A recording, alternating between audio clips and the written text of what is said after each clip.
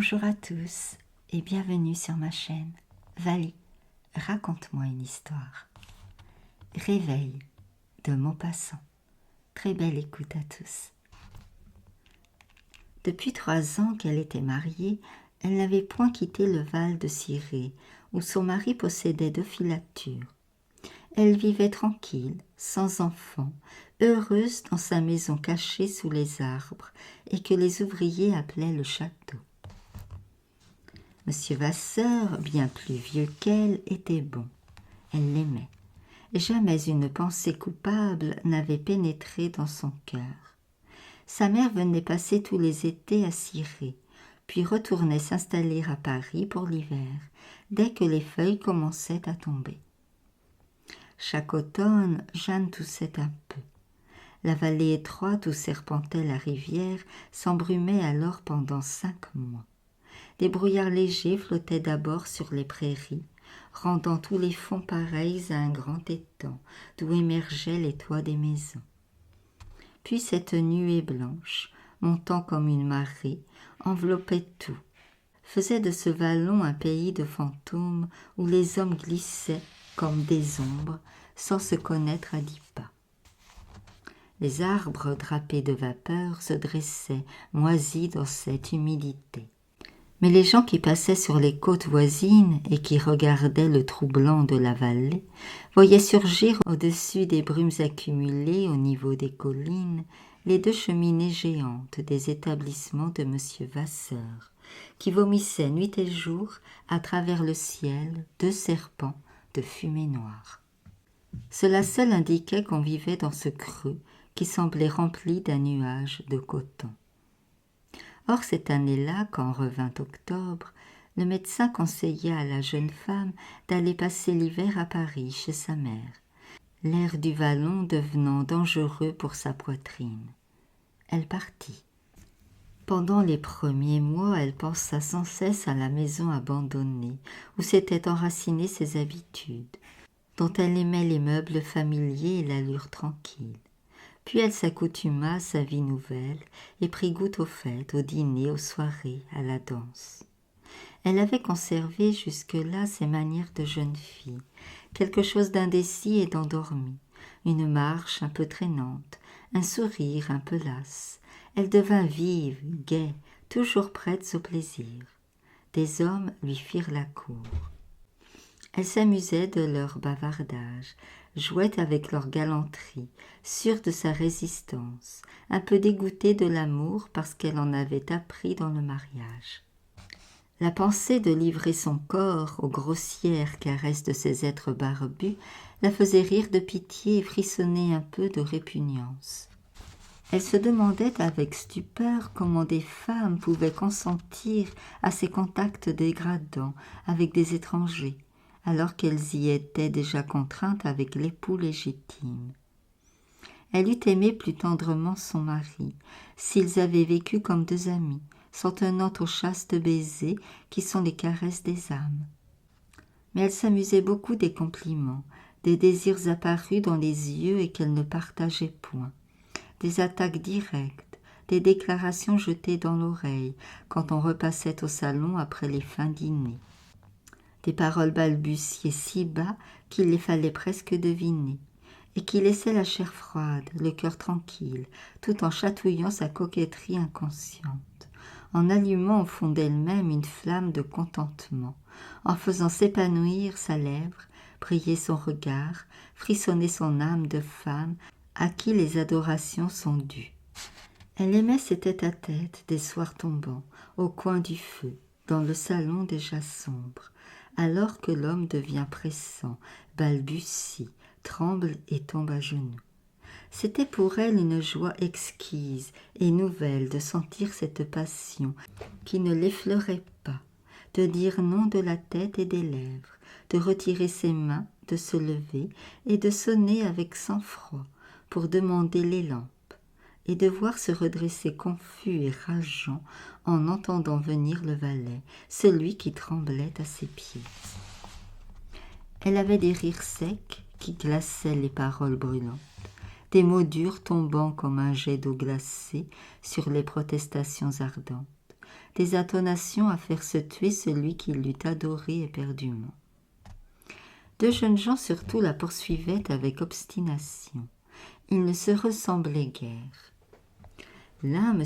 Paul Péronnel, était un grand garçon mondain, galant et hardi, homme à bonne fortune, qui savait attendre et choisir ses heures. L'autre, M. d'Avancelles, frémissait en l'approchant, osait à peine laisser deviner sa tendresse, mais la suivait comme son ombre, disant son désir désespéré par des regards éperdus et par l'assiduité de sa présence auprès d'elle. Elle appelait le premier le capitaine Fracasse et le second Mouton fidèle. Elle finit par faire de celui-ci une sorte d'esclave attaché à ses pas, dont elle usait comme d'un domestique. Elle eût bien ri si on lui eût dit qu'elle l'aimerait. Elle l'aima pourtant d'une singulière façon. Comme elle le voyait sans cesse, elle avait pris l'habitude de sa voix, de ses gestes, de toute l'allure de sa personne, comme l'on prend l'habitude de ceux près de qui on vit continuellement. Bien souvent, en ses rêves, son visage la hantait. Elle le revoyait tel qu'il était dans la vie, doux, délicat, humblement passionné, et elle s'éveillait obsédée du souvenir de ses songes, croyant l'entendre encore et le sentir près d'elle. Or, une nuit, elle avait la fièvre peut-être, elle se vit seule avec lui, dans un petit bois, assis tous deux sur l'herbe. Il lui disait des choses charmantes en lui pressant les mains et les baisant. Elle sentait la chaleur de sa peau et le souffle de son haleine, et d'une façon naturelle, elle lui caressait les cheveux. On est dans le rêve tout autre que dans la vie. Elle se sentait pleine de tendresse pour lui, d'une tendresse calme et profonde. Heureuse de toucher son front et de le tenir contre elle. Peu à peu, il l'enlaçait de ses bras, lui baisait les joues et les yeux sans qu'elle fît rien pour lui échapper, et leurs lèvres se rencontrèrent. Elle s'abandonna. La réalité n'a pas de ces extases. Ce fut une seconde d'un bonheur suraigu et surhumain, idéal et charnel, affolant, inoubliable. Elle s'éveilla, vibrante et perdue, et ne put se rendormir, tant elle se sentait obsédée, possédée toujours par lui.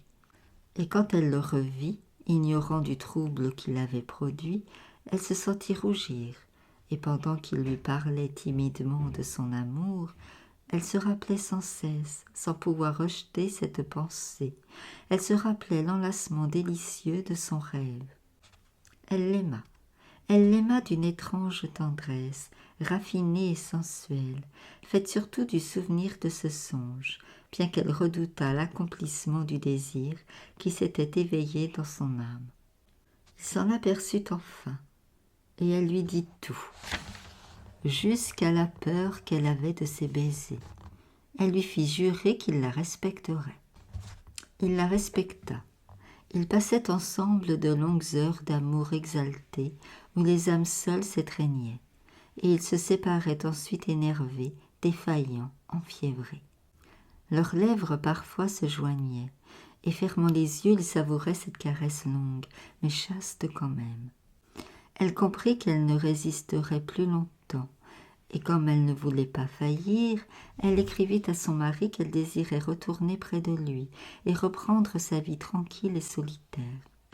Il répondit une lettre excellente, en la dissuadant de revenir en plein hiver, de s'exposer à ce brusque dépaysement, aux brumes glaciales de la vallée.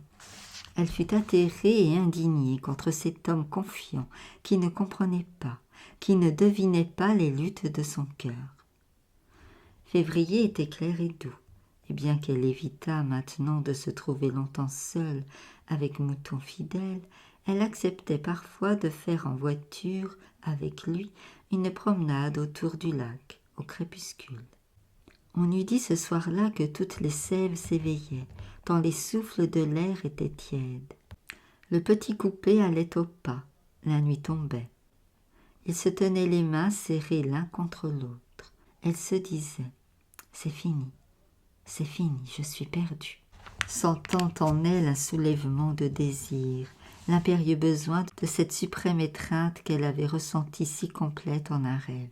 Leurs bouches, à tout instant, se cherchaient l'une à l'autre et se repoussaient pour se retrouver aussitôt.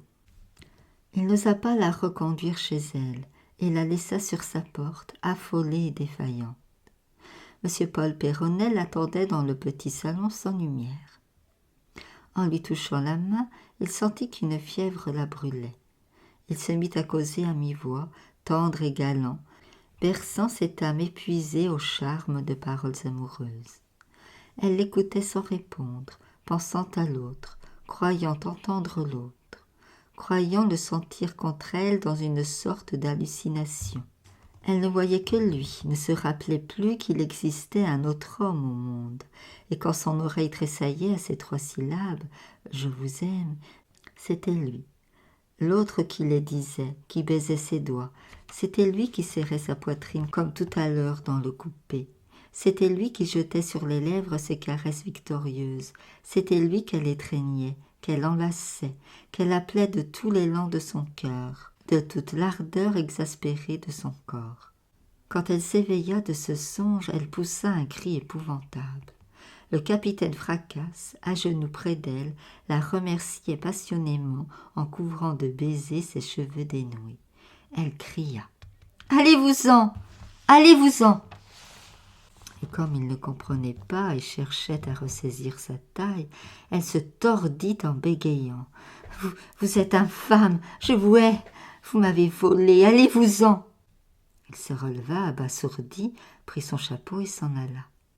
Le lendemain, elle retournait au Val de Ciré. Son mari, surpris, lui reprocha ce coup de tête. « Je ne pouvais plus vivre loin de toi, » dit-elle.